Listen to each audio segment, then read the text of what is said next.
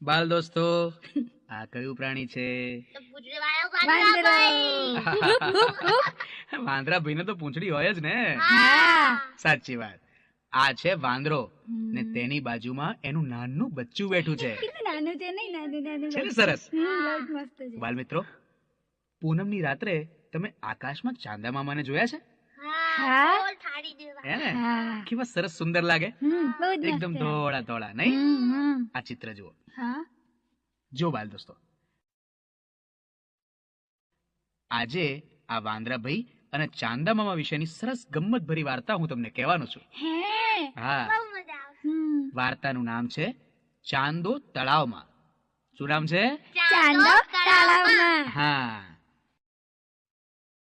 એક હતું જંગલ. જંગલમાં એક તળાવ, સરસ મજાનું મોટું તળાવ. તળાવ ફરતે નાના મોટા ઝાડ હતા. આ ઝાડ પર વાંદરાઓનું એક ટોળું રહે, અને એમાં મોટા વાંદરા હોય ખરા અને નાના નાના બચ્ચા હોય ખરા. આખો દિવસ આ બચ્ચા અને મોટા વાંદરાઓ ધીંગા મસ્તી કર્યા કરે.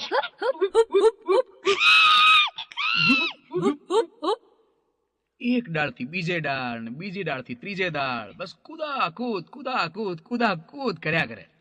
વાંદરા રે વાંદરા, હુપ હુપ કરતા વાંદરા, અટક ચાળા વાંદરા ને કૂદ કૂદ કરતા વાંદરા, ઝાડે ઝાડે ફરતા જાય, ફળો મીઠા ખાતા જાય, વાંદરા રે વાંદરા, હુપ હુપ કરતા વાંદરા. રાત્રે પણ મોડે સુધી બચ્ચાઓ જાગે અને તોફાન કર્યા જ કરે. એક દિવસની વાત છે. સાંજ પડી ગઈ હતી. પૂનમની રાત હતી. ચાંદા મામા ઉગ્યા. બચ્ચા તો ગમ્મત કર્યા કરતા હતા. પછી મોડા મોડા છેવટે એમને ઊંઘ આવી ખરી. રાત્રે એક બચ્ચાને તરસ લાગી. તે તો જાગ્યું. એ બચ્ચાએ ડાળી પરથી જોયું તો તળાવમાં પણ એને ચાંદો દેખાતો હતો.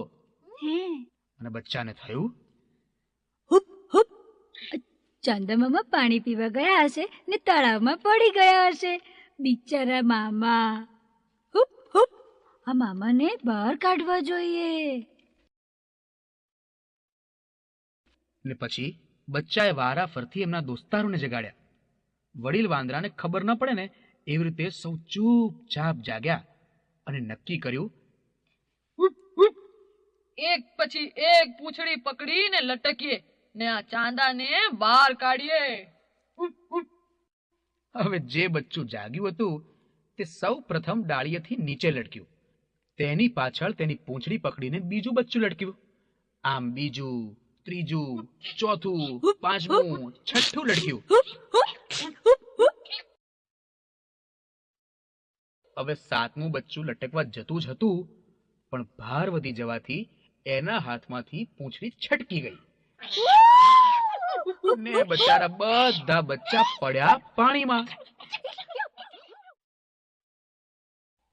એમના અવાજ સાંભળીને વડીલ વાંદરાઓ જાગી ગયા ને બચ્ચાઓને ગોતી ગોતીને પછી એ લોકોએ બહાર કાઢ્યા. બિચારા બચ્ચા. આવું કેમ કરતા થયું તે જાણો છો? એ લોકોને ભાર પડ્યો. હાથમાંથી પૂંછડી છટકી ગઈ ને એટલે બધા વાંદરા સાથે પડ્યા પાણીમાં. હા.